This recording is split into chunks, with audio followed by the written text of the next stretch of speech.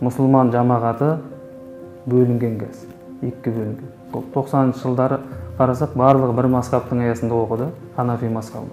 Ал қазір мешітке барып қарайтын болсақ, намазды екі түрлі оқиды. Соның барлығы кезінде жастардың өз бетінше барып оқып, бейресми оқу орындарында оқып, қадағалаудың, бақылаудың болмағаннан осындай жағдайға келіп отыр. Жастардың арасында ислам дінін араб елдерінде, 22 тәуелсіз араб мемлекеті бар ғой қазір.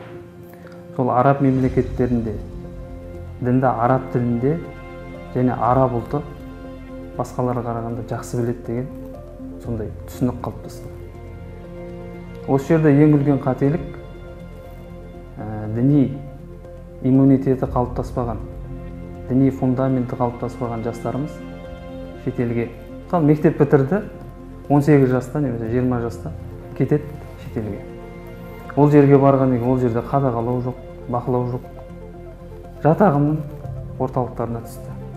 Ал енді Қазақстан мұсылмандар діни басқармасы жіберген жастарымыз жолдамамен барып, дұрыс адамдардың қолына түсіп, білімдерін алып, қайтып елге оралып, әлі күнге дейін қызмет етіп жатыр.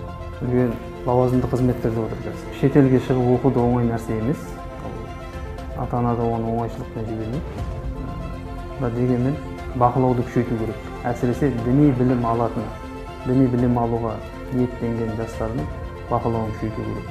Барлығымыз бірігіп осы мәселеге өте қатты көңіл бөлуіміз керек. Өйткені бір адам бұл жаққа барып жат ағымның идеологиясын санасына сіңіріп келетін болса, ол тіпті бүкіл елді де атастырып жіберуі мүмкін.